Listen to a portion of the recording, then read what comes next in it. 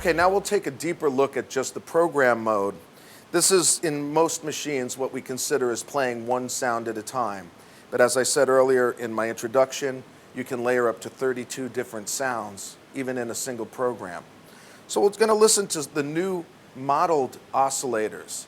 These were done by our engineers who physically modeled the analog oscillators of some of the world's great analog instruments. And so we'll listen right now to a sawtooth wave across the full range of the keyboard, very clean, no aliasing, and very, very true to the analog sound. This is called the super saw, so you'll hear a little bit of detuning.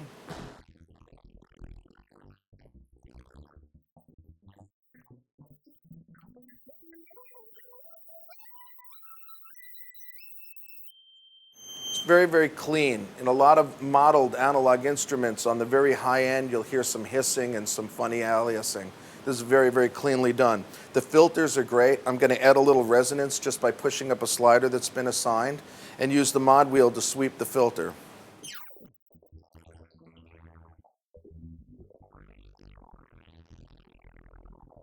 Very true to the old, I want to say Moog type of sound, which I grew up with and love. I also assigned on the sliders some interesting things to this program. On the last slider, I'm doing effects depth.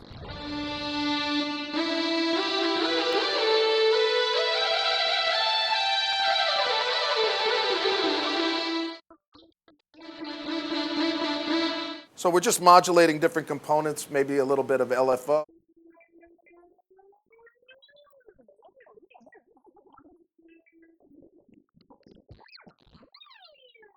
Very, very fun stuff to play with. And again, in these each 32 layers in a program, these controls can be doing completely different things to each one of them. In fact, they can be doing different things within a single layer. For example, I could use a slider to modulate an LFO and at the same time change the effect step and at the same time bend pitch for the whole keyboard. So they can act as macro controls as well. If we press the edit button and look under the hood a little bit, we'll get to see a wiring diagram and how you actually put these diagrams together.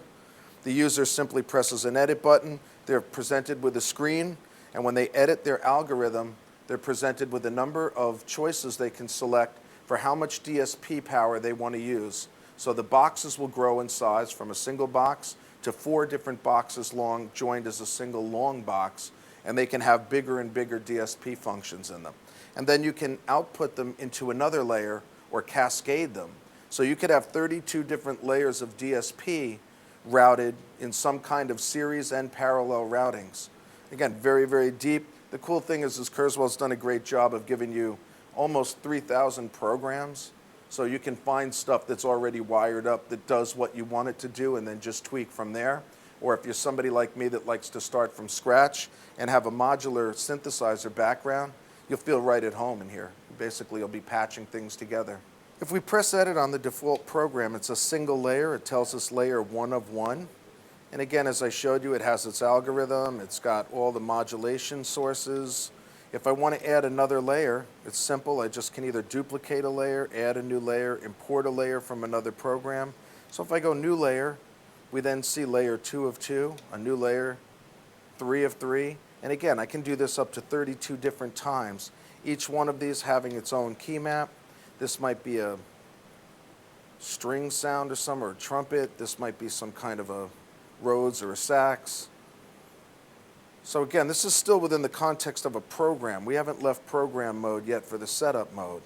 So right now I have piano, a trombone section, clavinet, tenor, sax, trumpets, and again, up to 32 layers. And then I can decide which algorithm to process each layer through. Hopefully you're getting the idea of how soft the architecture is for a hardware device. So program mode, very, very powerful stuff. Again, they're shipping now with about 1,000 factory programs, and then they give you 2,048 slots for user programs, of which they fill some from the factory. Program mode, really great. On the back of the instrument is a ribbon input, which allows you to put a 600, which is about this long, a 600 millimeter ribbon, and you can split that into 3 sections or use it singularly. It's an add-on option, but that can do anything from tapping notes, controlling arpeggiator speeds, bending pitch, changing effect step. It's used as any other kind of control source. You can patch it into whatever you like. I'd like to also show you the hard sync sound. Hard sync is something in the virtual analog domain that was really hard to model and get correct. Basically, we're slaving two square waves. We have the master and then the pulse sync slave. So I'm just going to sweep and let you hear what that sounds like in this architecture.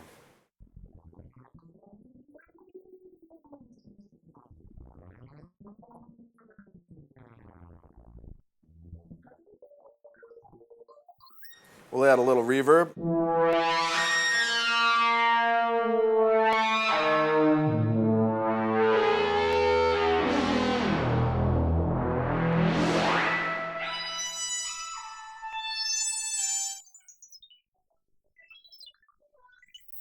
Again, the true test is playing in the high range, listening for aliasing. It's very, very clean. Of course, Kurzweil is well known for their Steinway grand piano sample, a really fantastic recording done at multiple dynamic levels. I'll just play a little bit and let you hear the piano sound.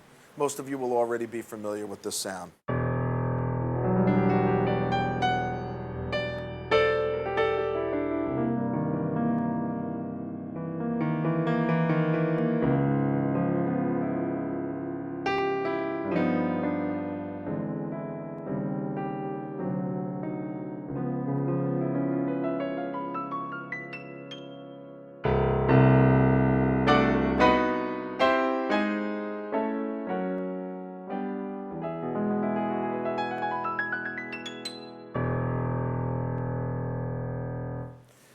If you want to hear more of the sounds, there's plenty of demos on Kurzweil's site and plenty of demos on the internet, so check it out. More importantly, go see it in person. It's phenomenal. In this instrument are multiple arpeggiations, multiple rhythm patterns, such that you can have an awful lot of automation going on at the touch of a key or a button or a pedal.